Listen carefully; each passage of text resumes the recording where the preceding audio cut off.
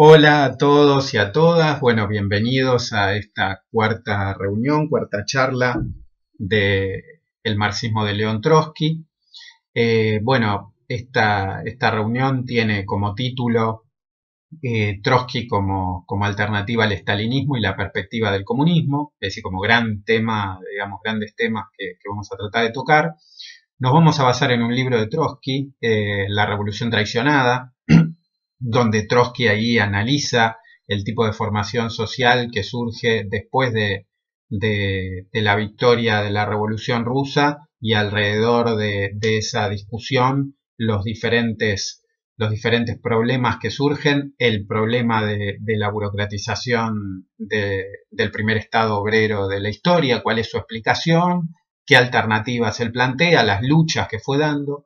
Bueno, esto más o menos vamos a ir tocando algunas de estas cuestiones. Desde ya vamos a marcar ejes con la idea de que ustedes después puedan ir al libro y leerlo, y los que ya lo hayan leído volver alrededor de estas cuestiones al libro.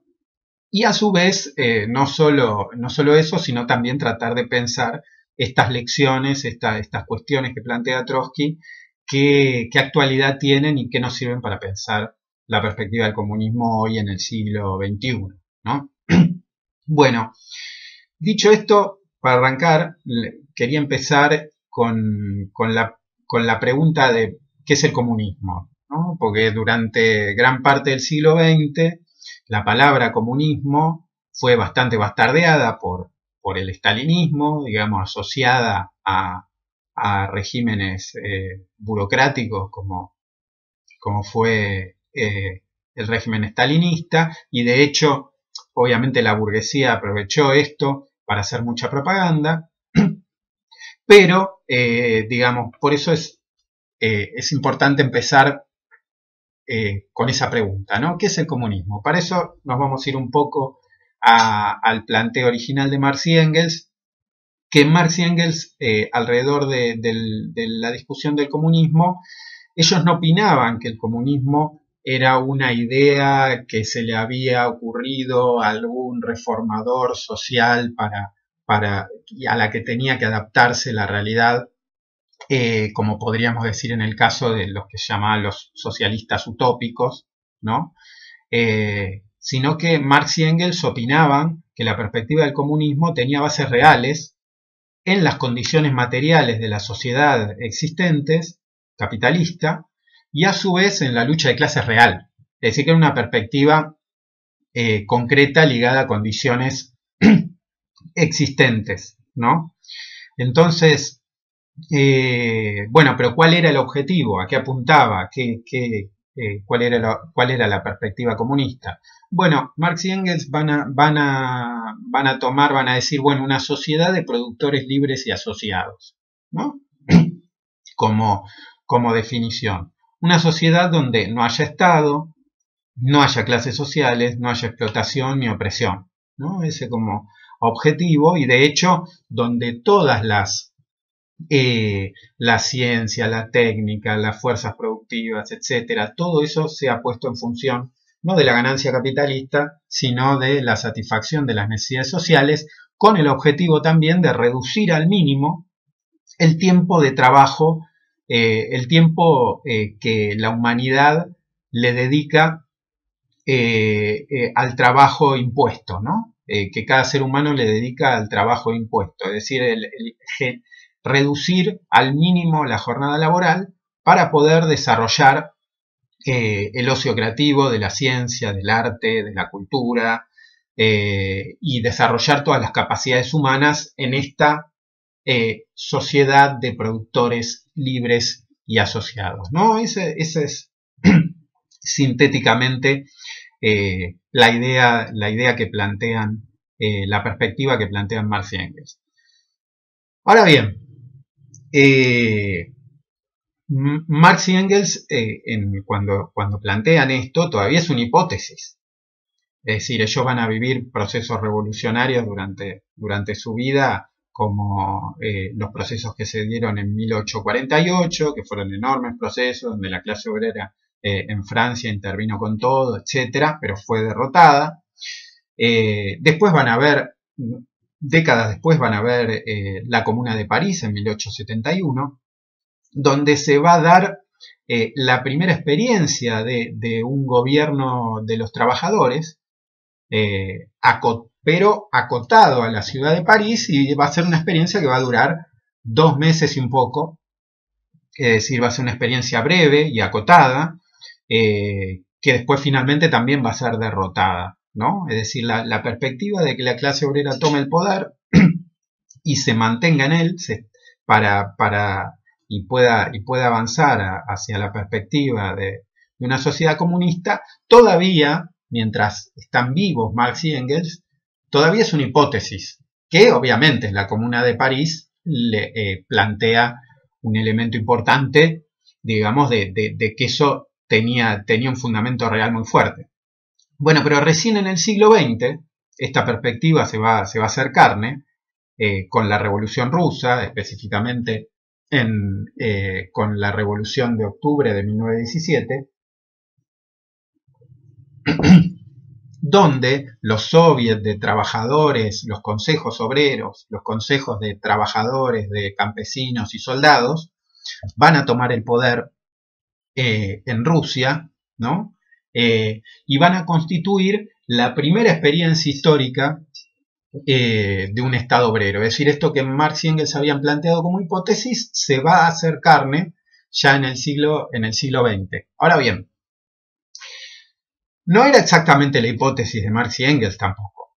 Es decir, Marx y Engels opinaban que la clase obrera iba a llegar primero al poder en los países más avanzados. Es decir, en los países donde las fuerzas productivas estaban más desarrolladas, donde la clase obrera era mucho más numerosa, y entonces, digamos, todo su pensamiento de la perspectiva comunista estaba muy ligado a esa hipótesis, es decir, del triunfo de la clase obrera en los países más adelantados. Ahora bien, lo que sucede en el siglo XX, que triunfa la Revolución Rusa triunfa, la revolución, el primer Estado obrero se da en un país atrasado, ¿no?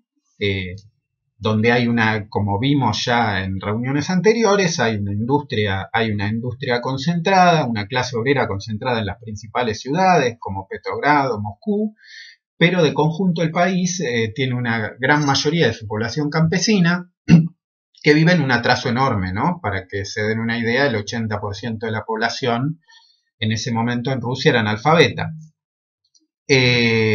Bueno, condiciones de atraso muy fuertes. ¿Por qué se podía dar esto? Porque desde que Marx y Engels habían planteado esta perspectiva, el capitalismo había cambiado y de hecho se había extendido mundialmente a un nivel que no habían visto Marx y Engels, ¿no? Esto que veíamos también en las reuniones anteriores de la nueva fase del capitalismo, su fase imperialista, como la llamaba Lenin, su fase superior del capitalismo, donde el capitalismo se extiende en todo el globo, ¿no? Y las diferentes potencias imperialistas ya se repartieron el mundo, ¿no? Una extensión de capitalismo muchísimo mayor, que es lo que permite, por ejemplo, que suceda esto de que la clase obrera llegue primero al poder en un país atrasado, lo cual desde ya después tenía la contracara, que llegar primero al poder igualmente le planteaba el hecho de que por el atraso mismo de Rusia se hacía más difícil avanzar hacia el socialismo, ¿no? Es decir, una relación en un sentido inversa a la que se podría ver en los países centrales, donde el Estado tenía muchos más mecanismos más sofisticados de dominación, etcétera, que hacían más difícil llegar al poder para la clase obrera, pero si llegaba al poder planteaban un camino mucho más fácil, entre comillas, para avanzar en la perspectiva comunista, que tal cual como veíamos que la definían Marx y Engels, ¿no? Por las mejores condiciones, por la mayor fortaleza de la clase obrera, por el mayor desarrollo de las fuerzas productivas, etc. Es decir, se da una hipótesis que plantea toda una serie de cuestiones y problemas estratégicos nuevos. Entonces, bueno, esto es lo que va a analizar, esto es lo que se va a proponer analizar Trotsky más en profundidad en el libro La Revolución Traicionada. Y bueno, esta configuración novedosa, que obviamente va a tener mucho que ver el surgimiento de la burocracia obrera en este primer estado obrero, el desarrollo del estalinismo, va a tener que ver mucho con este tipo de novedad histórica y estas condiciones que les planteaba. Y no solo eso, sino que se va a plantear un escenario de conjunto donde podríamos distinguir dos problemas centrales, digamos, ¿no? No los únicos, pero dos problemas centrales que Trotsky le va a dar mucho peso en el libro, que se le plantean a los revolucionarios rusos una vez que tomaron el poder. El primero tenía que ver con la necesidad de extender la revolución internacionalmente.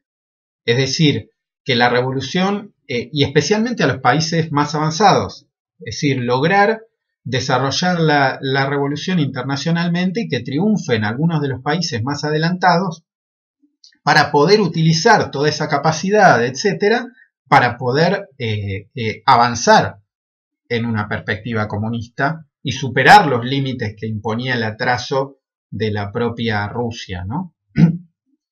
Ese primer problema, la extensión mundial de la revolución. Y la segunda cuestión que quería destacar, el problema de la alianza de los trabajadores y los campesinos en la propia Rusia. Es decir, el triunfo de la clase obrera en Rusia, en un país de mayoría campesina, ponía en un primer plano la necesidad de mantener esa alianza con los campesinos y a su vez que la clase obrera pueda mantener la dirección de esa alianza con los campesinos en Rusia, la hegemonía. Es decir, ese también era otro de las cuestiones centrales, ¿no?, que se planteaba. Entonces, extensión de la revolución internacional y hegemonía y alianza con los campesinos. Dos problemas centrales. Bueno, alrededor de esos dos problemas centrales, y ahora voy a señalar algunos puntos históricos para que ustedes más o menos se hagan una imagen, digamos, desde el punto de vista de la extensión de la revolución, no fue algo, no era una perspectiva abstracta, digamos. Cuando un año después del triunfo de la revolución rusa, estalla la revolución en Alemania. Primero con los marineros de Kiel, la clase obrera protagoniza una serie de huelgas importantísimas, toma las calles, alrededor de ese proceso cae la monarquía en Alemania, se desarrollan consejos obreros, es decir, se ve una revolución enorme. Para los que quieran profundizar, les recomiendo especialmente un libro que sacó hace poco Ediciones IPS, que es de Pierre Bruet, sobre la revolución alemana, que es muy bueno, muy atrapante de cómo cuenta todo este proceso enorme. Pero que bueno, esa revolución en Alemania, a diferencia de en Rusia, los revolucionarios como Rosa Luxemburgo, Karl Liebknecht, no habían construido un partido revolucionario como era el partido bolchevique en Rusia, y de hecho la revolución alemana es derrotada, ¿no?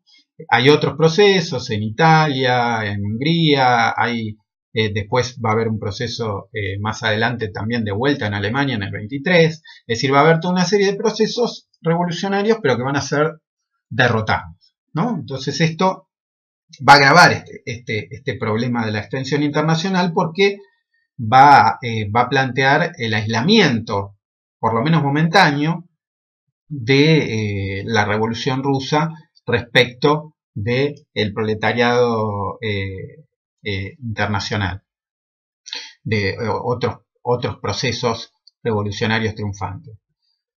Bueno, internamente también era una situación muy compleja. Tengan en cuenta que desde 1918 digamos, comienza a desarrollarse toda una ofensiva de las fuerzas contrarrevolucionarias para tratar de liquidar este nuevo Estado obrero que había surgido.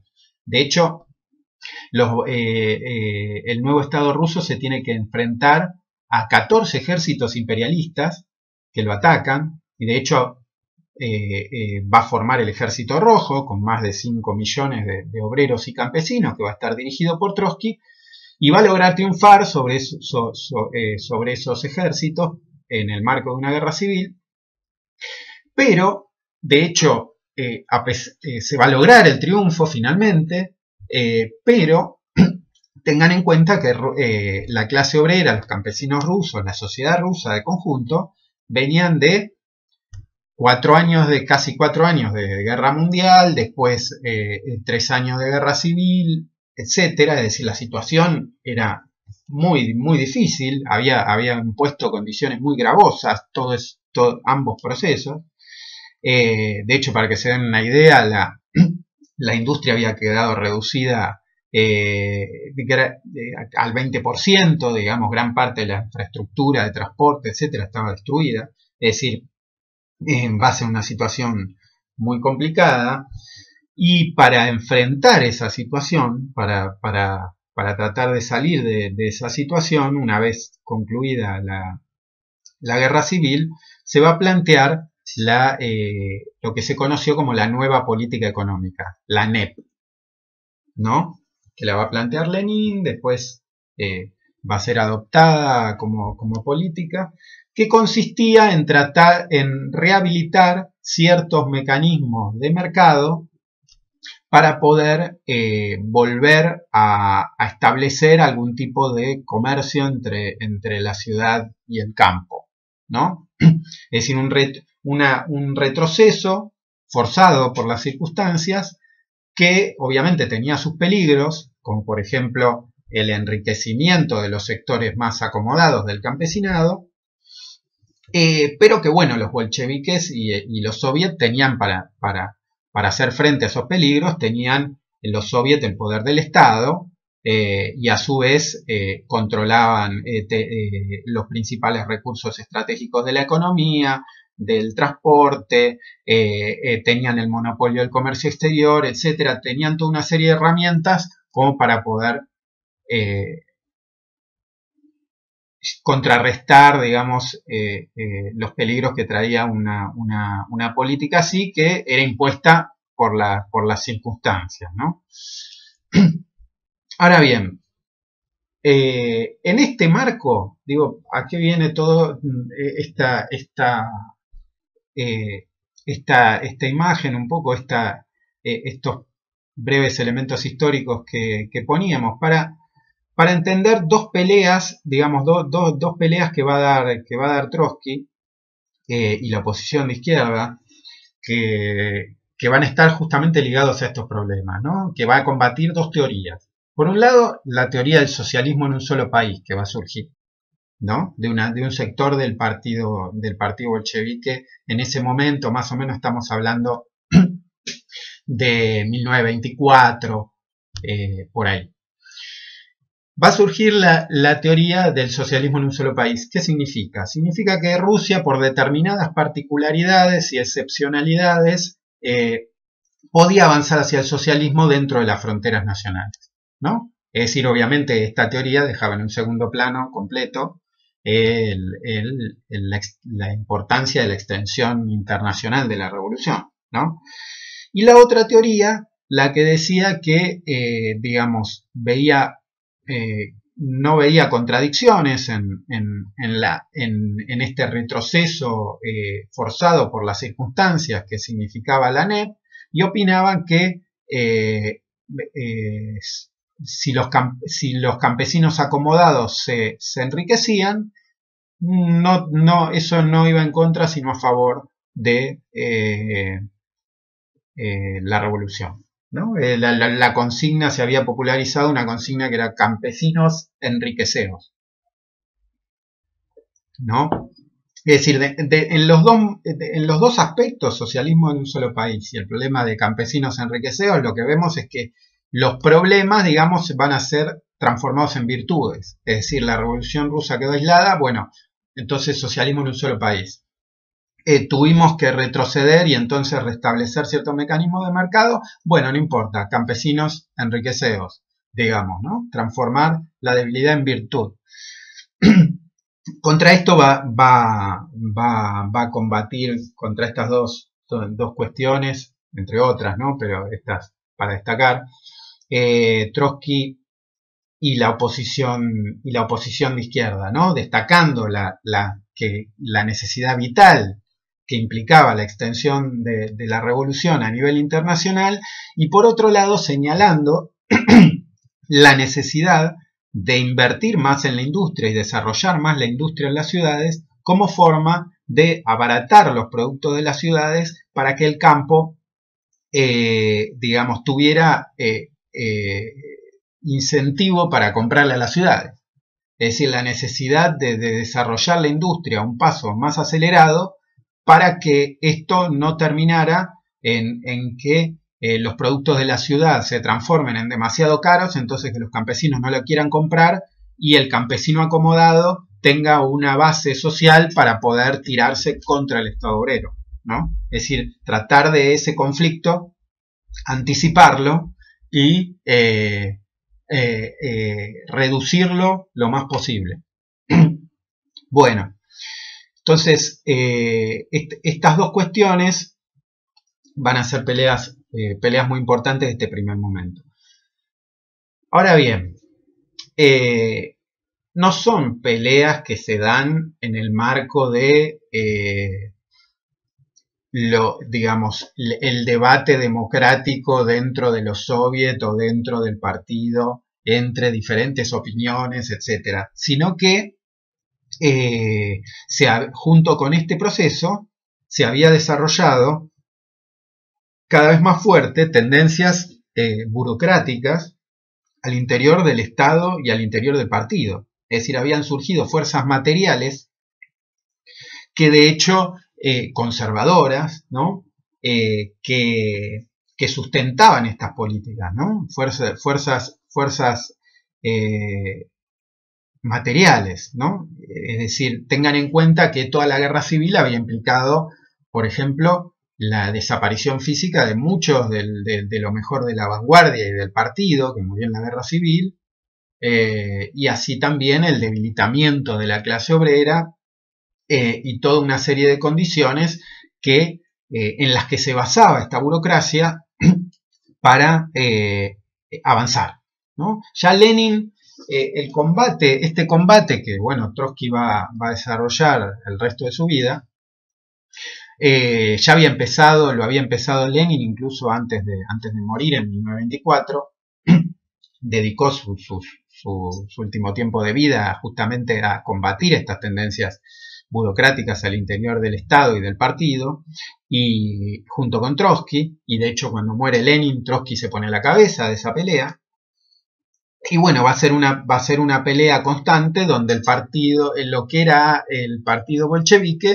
se va a dividir, va a haber un sector que alrededor de diferentes alianzas, etcétera, pero un denominador común que es Stalin, que va a conducir estas tendencias burocráticas del Estado obrero, y una oposición que las va a combatir a muerte, que va a estar encabezada también alrededor de los diferentes momentos con diferentes alianzas, pero encabezada por Trotsky, ¿no?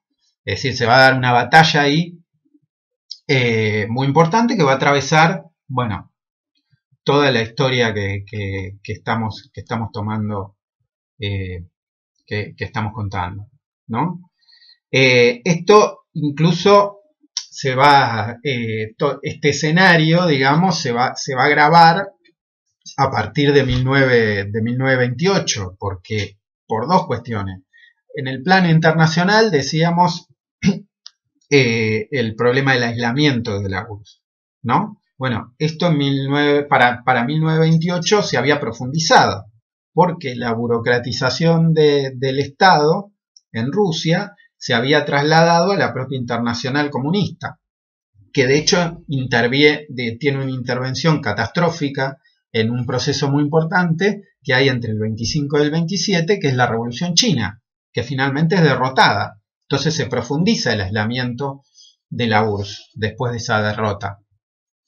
Y por otro lado, internamente, este conflicto con los campesinos ricos que Trotsky y la oposición de izquierda venían planteando que iba a estallar tarde o temprano, efectivamente estalla a finales de los años 20, y hay un boicot de un sector de los campesinos a venderles, hay una negativa a venderle el trigo a las ciudades, cosa que era muy jodida, porque imagínense que eso significaba condenar al hambre a las ciudades.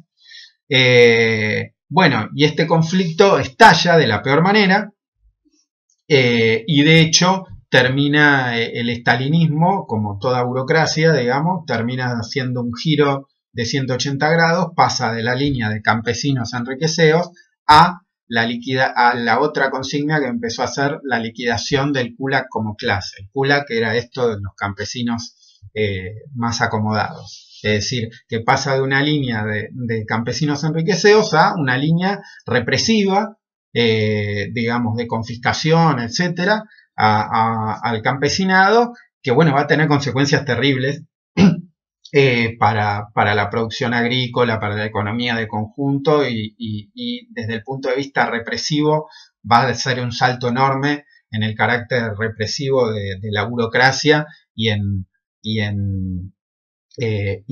la burocratización del Estado, ¿no?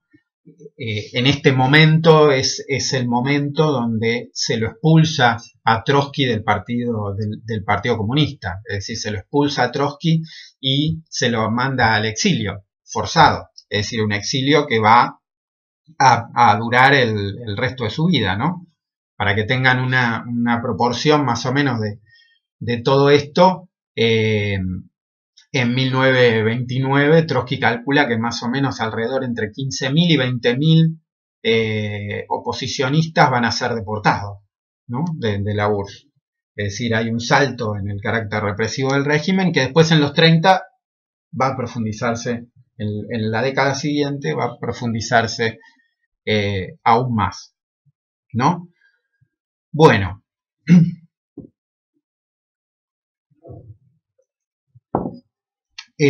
Bueno, hecho este panorama, ahora viene la pregunta, ¿no? Bueno, que Trotsky la aborda obviamente en el libro, dice, bueno, está bien.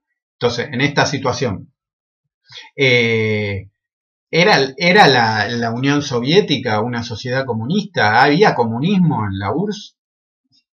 ¿No? Pregunta. Entonces, ahí tenemos que retomar un poco, y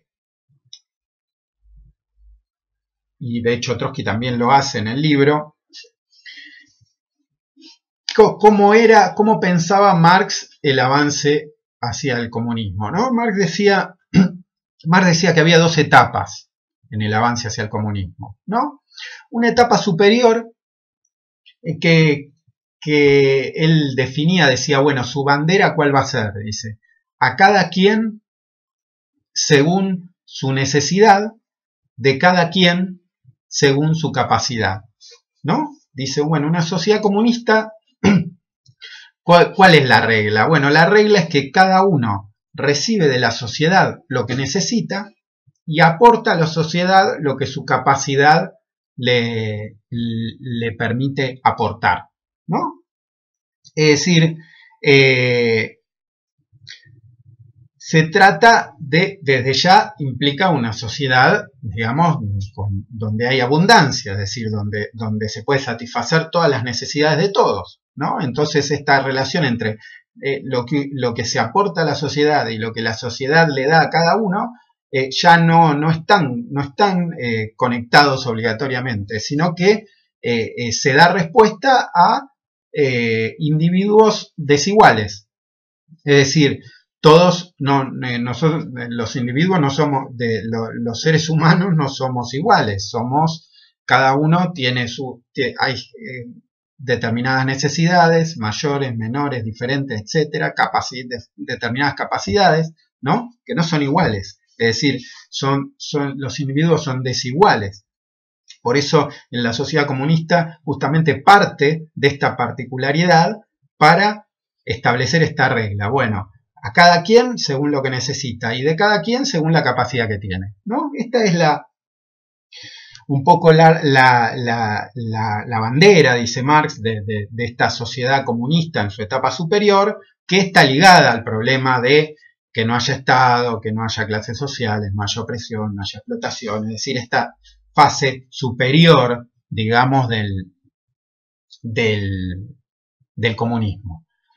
Ahora bien, Marx dice, bueno, pero hay una primera etapa del comunismo, es decir, no es que el comunismo surge ya prefigurado una vez que se toma el poder desde el capitalismo y ya está. No, hay una primera etapa del comunismo donde todavía no existe ese nivel de abundancia como para poder satisfacer todas las necesidades, etcétera, y desligarlo el aporte desligar el problema del trabajo, de la necesidad, etcétera. En esta primera etapa, dice Marx, la bandera es otra, dice.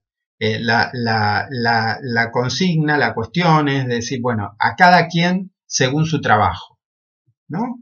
Es decir, la sociedad, digamos, le da a cada uno de sus miembros según el trabajo que cada uno aporta, ¿no? Es decir, es una sociedad muchísimo más igualitaria que cualquier sociedad capitalista que nosotros podamos imaginar, ¿no? Obviamente, no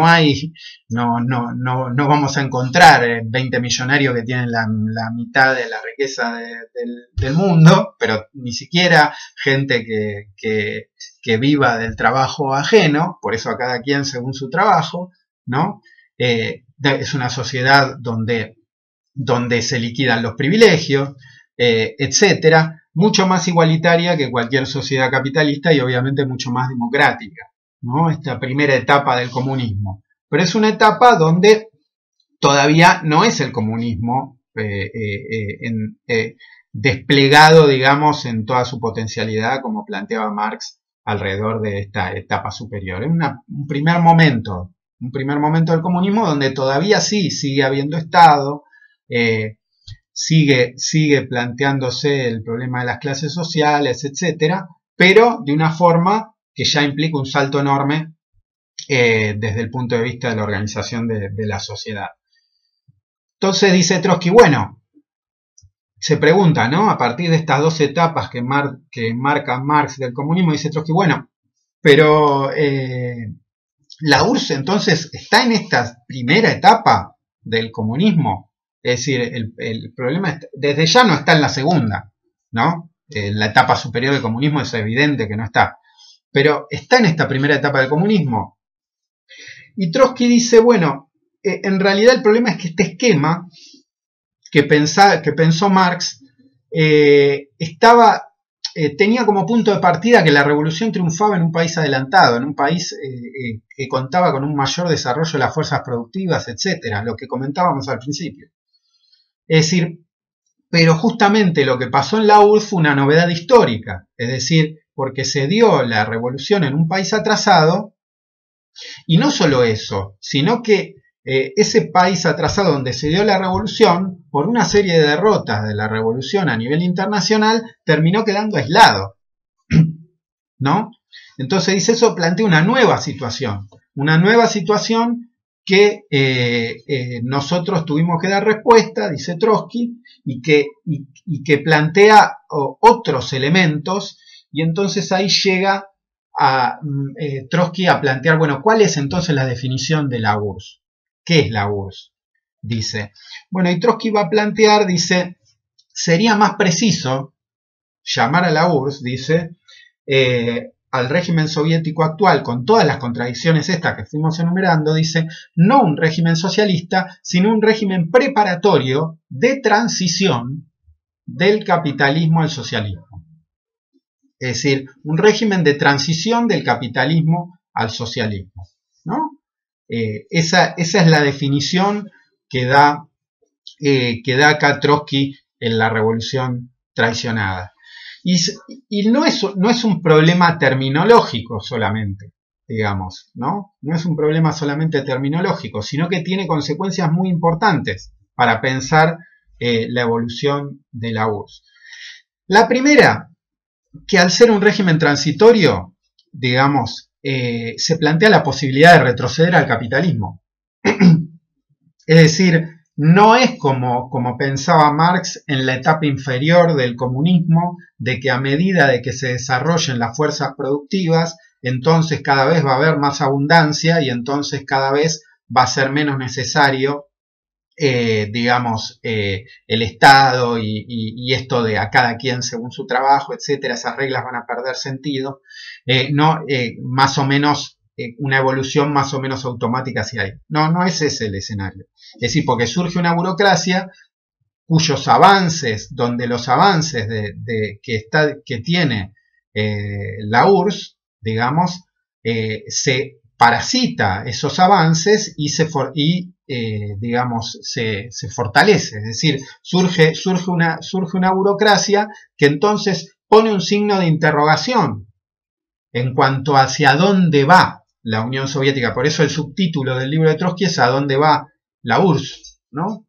Pone un signo de interrogación y no descarta la posibilidad de que se restaure el capitalismo. Primer cuestión que tiene que ver con esa definición. Y otra cuestión, digo, hay varias, ¿no? Pero dos muy importantes. El socialismo es una construcción consciente. Es decir, no puede ser construido sobre la base, no puede ser construido por un mandato burocrático, digamos. Por eso necesita, el avance hacia el socialismo necesita la más amplia democracia soviética, ¿no? La más amplia democracia obrera, donde todas las decisiones políticas y económicas sobre la planificación de la economía se tomen conscientemente. Es decir, no existe el socialismo construido de la mano de la burocracia, ¿no? Entonces, para avanzar al socialismo es necesario la democracia soviética, que no es una democracia como la democracia capitalista, donde lo único que, digamos, donde solamente se vota cada 2 o 4 años a gente que administra el Estado, sino que es una democracia donde se eligen representantes revocables que a su vez no tengan privilegios, sí, empezando porque te cobren igual que un trabajador, etcétera, digamos, donde la participación en las decisiones sea cotidiana, tanto política como económica, es decir, no solo las decisiones políticas, sino también qué se produce, cómo se produce, cuánto se produce, etcétera, sean parte de una definición democrática de la sociedad. En eso consiste la idea de dictadura del proletariado, digamos, como la planteaban los Marx, Engels y bueno, Trotsky, Lenin, etc. Entonces, eso es clave para poder reactivar el avance hacia el socialismo. Entonces, dice Blatt, hecha esta definición, entonces viene otra pregunta ahora. Es decir, primero preguntábamos el problema de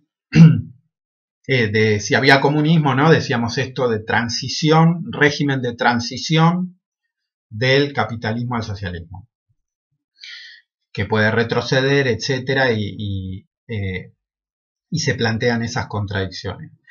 Ahora bien, la otra pregunta.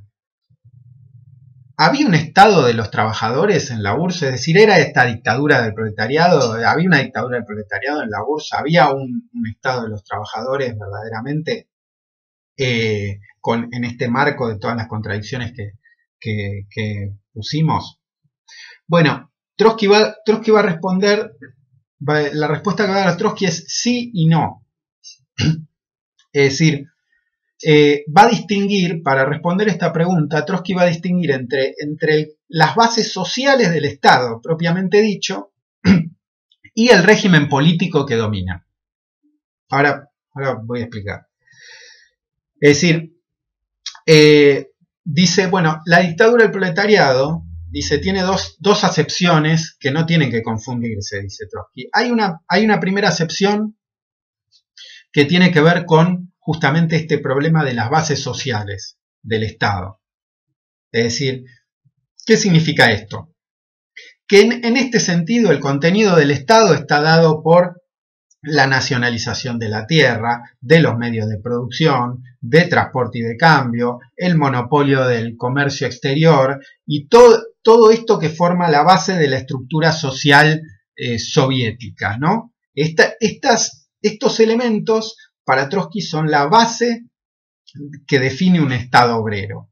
Es decir, entonces en este sentido, dice Trotsky, sí hay un Estado obrero, en este sentido de las bases sociales del Estado, que sería como, tal vez habrán escuchado nombrar, o si leyeron a Lenin o a Trotsky, etc., se habla mucho del capitalismo y la dictadura del capital, en general, ¿no? Bueno, cuando se habla de dictadura del capital, se habla de que más allá de los regímenes políticos que haya, digamos, se quiere hacer referencia a que al dominio social que tiene la burguesía a partir de que tiene la propiedad privada de los medios de producción, ¿no?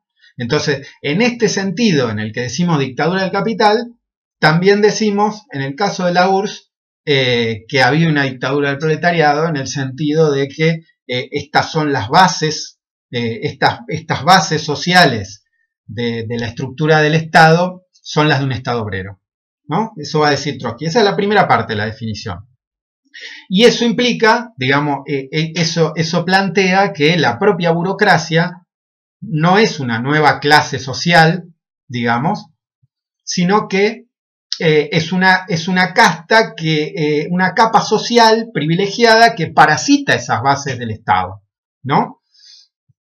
A partir del dominio de determinados puestos dentro del Estado, parasita esas bases sociales. Bueno, pero entonces esto desde el punto de vista del contenido social. Pero dice Trotsky, bueno, pero ahora el problema del régimen político. Es decir, ¿se puede hablar desde el punto de vista del régimen político de que hay una dictadura del proletariado? Dice, bueno, digo, para seguir con la comparación que decíamos con el Estado burgués, ¿no? Nosotros podemos decir, en toda sociedad capitalista hay una dictadura del capital, pero nosotros distinguimos si, por ejemplo, hay democracia burguesa o hay fascismo. Esos son diferentes regímenes políticos, es decir, la propia dictadura del capital tiene diferentes regímenes políticos, ¿no? Que no son lo mismo, no es lo mismo la democracia burguesa que el fascismo. Son diferentes regímenes políticos que puede tener una misma estructura social del Estado. Bueno, en el caso del Estado obrero pasa algo similar. Es decir, si desde el punto de vista de las bases sociales del Estado podemos decir que son estas bases, lo que decía, el problema del monopolio del comercio exterior, la nacionalización de los medios de producción, de la tierra, el transporte, el cambio, etc. Todo eso que decíamos hacen a las bases sociales de un Estado obrero. Desde el punto de vista del régimen no hay dictadura del proletariado, en el sentido de que no hay este dominio a partir de los consejos obreros, de la democracia obrera, donde se decide democráticamente la planificación y las decisiones políticas a partir de delegados revocables, etcétera. Todo eso, en ese sentido no hay dictadura del proletariado, sino que hay otro tipo de régimen que dice Trotsky que lo llama bonapartismo soviético, ¿no? Que tiene que ver con una estructura donde, en este caso, Stalin, ¿no?, se ubica por encima de los diferentes sectores de clase y a la cabeza de una burocracia que va en contra y liquida la democracia soviética. Es decir, en el sentido de las bases sociales del Estado, hay un Estado obrero. En el sentido del régimen político, no es una dictadura del proletariado, sino una dictadura sobre el proletariado, basada en una burocracia bonapartista, ¿no?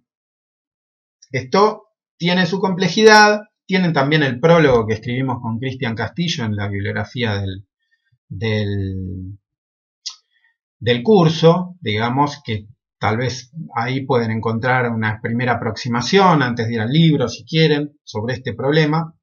Pero esta doble definición es importante, es ineludible para pensar el problema que estamos agarrando. Ahora bien, tercer elemento, decíamos, bases sociales, régimen político, es decir, desde el punto de vista de las bases sociales, hay dictadura del proletariado, hay un Estado obrero, desde el punto de vista del régimen político, hay una dictadura bonapartista de la burocracia, etcétera, no un régimen soviético, no una dictadura del proletariado. Perfecto.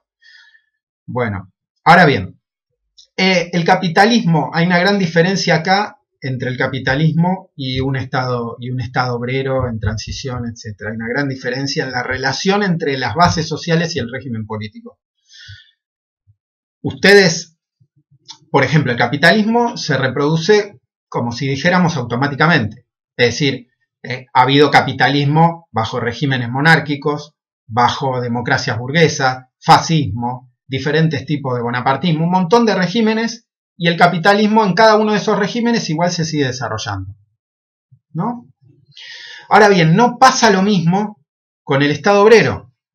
¿Por qué? Porque justamente depende mucho del poder del Estado el avance hacia el socialismo, digamos.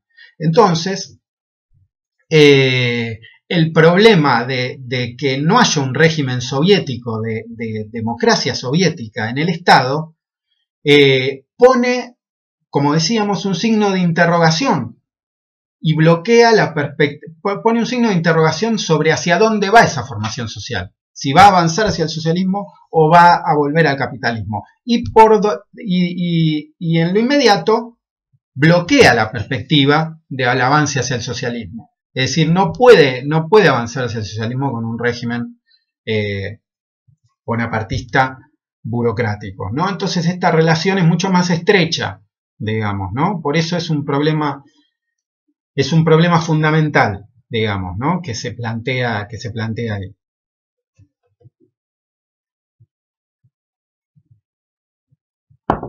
Bueno, entonces frente a este escenario, Trotsky va a plantear que es necesario hacer una nueva revolución. Eso va a plantear en el sentido de que es necesario una revolución política, dice Trotsky. Es decir, una nueva revolución, que hay que preparar una nueva revolución en la URSS, pero no igual a la que hubo antes, no igual a la del 17. ¿En qué sentido?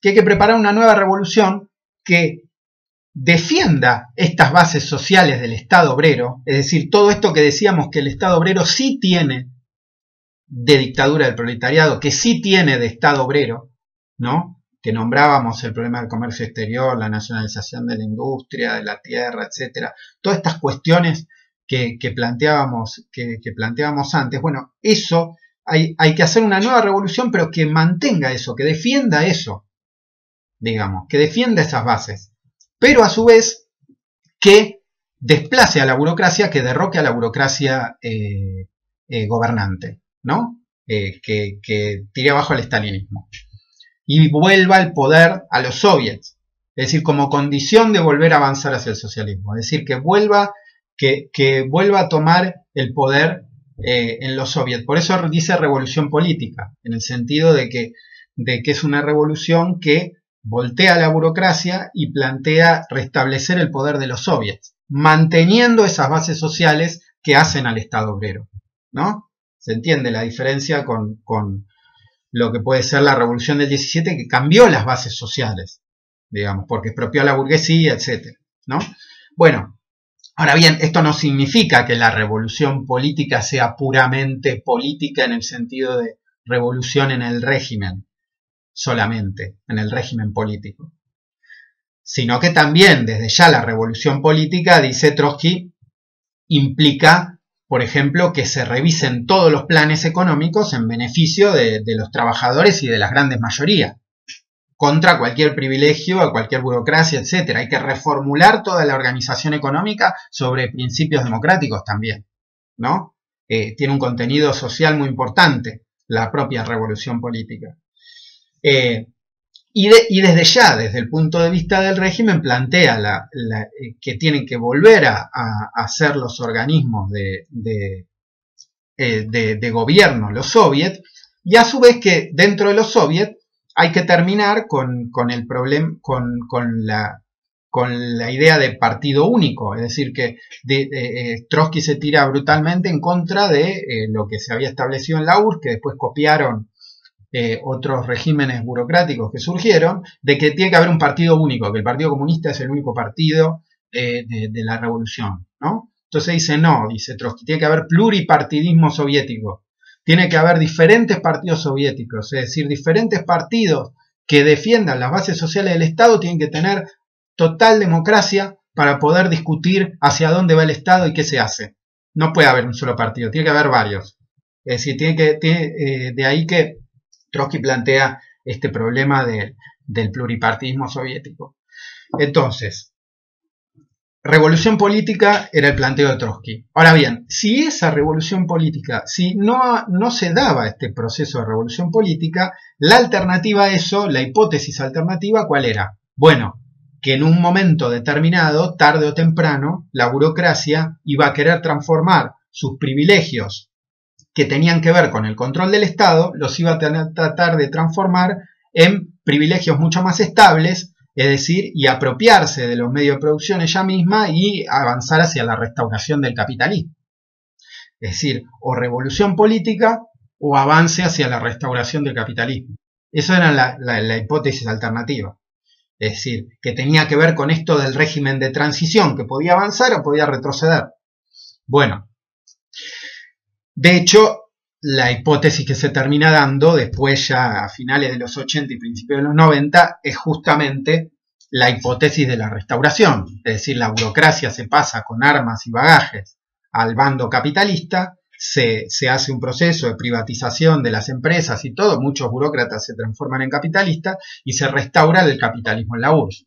No solo en la URSS, sino también en otros estados burocráticos que surgieron después en la segunda mitad del siglo XX, que, bueno, Vietnam, China, etcétera. Nosotros no nos vamos a poder meter, obviamente, en todo eso por una cuestión de tiempo. Les recomiendo, igual que los que quieran profundizar, lean un artículo de Claudia Chinati que explica mucho todo este proceso, que se llama La actualidad de los análisis de Trotsky frente a las nuevas y viejas controversias sobre la transición al socialismo, ¿no? Que agarra mucho más esto. Y también agarra el artículo el otro aspecto, ¿no? Que es que la hipótesis de Trotsky se dio esta hipótesis mala, digamos, la hipótesis de la restauración, terminó dándose, pero a su vez, pero no fue sin lucha. Es decir, no fue sin lucha esta restauración. Es decir, también la hipótesis de revolución política, que Trotsky no llegó a ver nunca, antes de morirse, digamos, se va a dar. Es decir, van a surgir procesos importantísimos, muy profundos de revolución política contra las diferentes burocracias que van a surgir en la segunda mitad del siglo XX, que van desde Berlín en 1953 hasta Polonia en 1981, pasando por Hungría en el 56, Checoslovaquia en el 68, toda una serie de procesos revolucionarios que planteaban justamente esta lógica de la revolución política que Trotsky había anticipado, pero que no llegó a ver, ¿no? Pero esos procesos fueron derrotados. Y la derrota de esos procesos fue allanando el camino a esta conclusión final que fue a finales de los 80 y principios de los 90 la restauración capitalista, ¿no? Bueno, como les decía, esto hay muchas cosas que yo les estoy tirando títulos. Les recomiendo este artículo que les decía de Claudia, donde ahí, si quieren profundizar, van a poder ver también cada proceso en particular, etcétera, y todo esto más desarrollado. Pero bueno, lo que quería, para terminar, porque ya llevamos bastante de esta reunión, digamos, para terminar, yo lo que quería destacar era En primer lugar, digamos, de toda esta discusión que vimos de Trotsky y todo, digamos, como el problema de que Trotsky, alrededor de todos estos debates, siempre está ligando en forma fundamental el desarrollo de la revolución en Rusia con la revolución internacional, con la perspectiva de desarrollar la revolución a nivel internacional, este problema del internacionalismo como clave, ¿no? Que tanto ni Lenin ni Trotsky pensaban que la dictadura del proletariado, es decir, que la llegada al poder de la clase trabajadora en un país era un fin en sí mismo. No pensaban que era un fin en sí mismo. Pensaban que era un punto de apoyo y de impulso de la revolución internacional. Es decir, que la conquista del comunismo pasaba por el desarrollo de la revolución internacional y para terminar, digamos, para culminar a escala mundial, ¿no? Pero que esta perspectiva comunista era profundamente internacionalista, es profundamente internacionalista, y esa es una gran lección que deja todo el siglo XX, digamos, y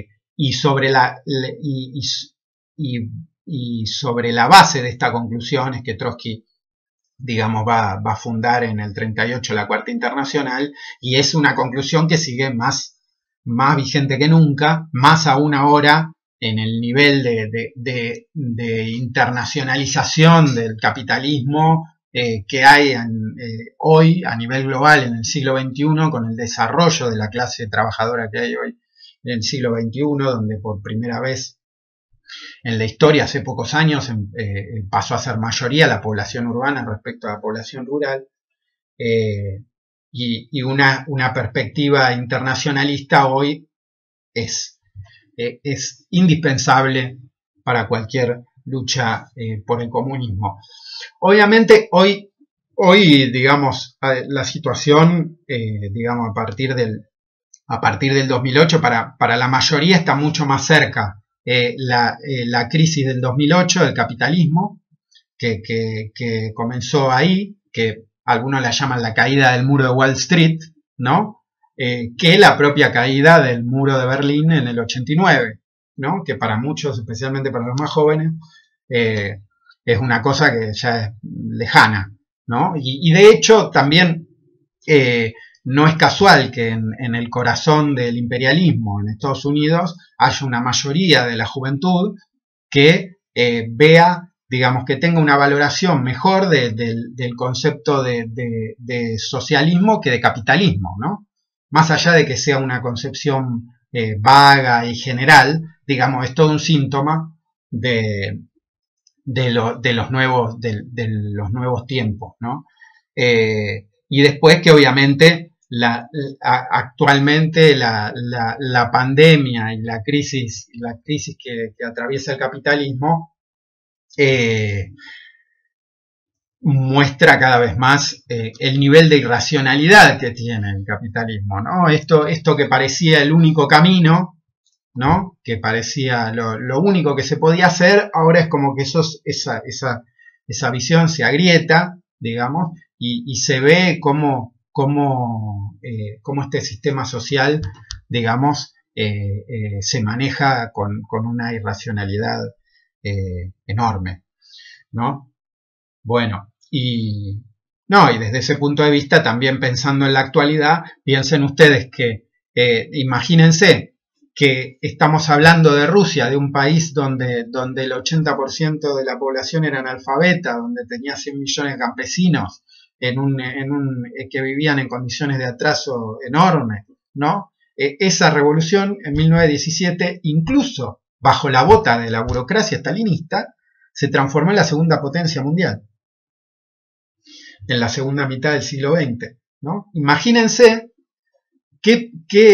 imagínense lo que podría ser de la perspectiva comunista si la clase obrera se apropiase de las fuerzas productivas, de la ciencia, de la técnica de países como Alemania, como Estados Unidos, como Japón, es decir, cuáles serían las posibilidades en la actualidad, ¿no?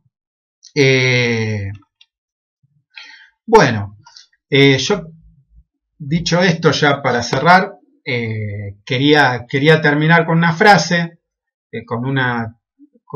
leyéndoles o parafraseando un poco una frase de Trotsky de este mismo libro de La Revolución Traicionada,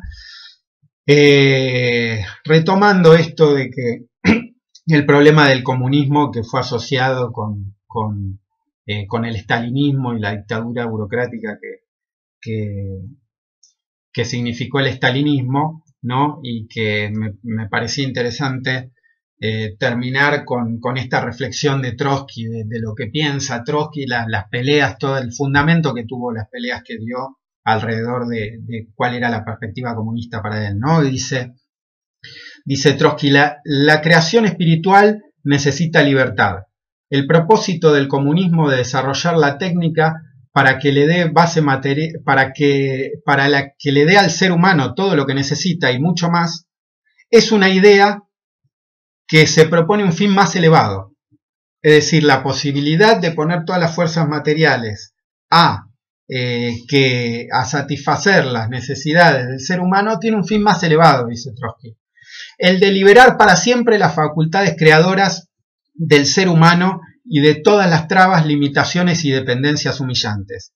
Las relaciones personales, la ciencia, el arte ya no tendrán que sufrir ningún plan impuesto, ninguna sombra de obligación.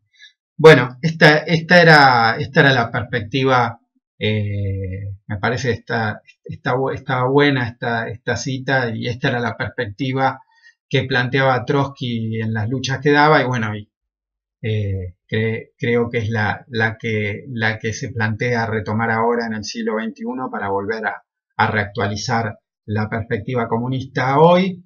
Y bueno, espero que esta breve reunión haya servido para dispararles inquietudes y ganas de leer los textos.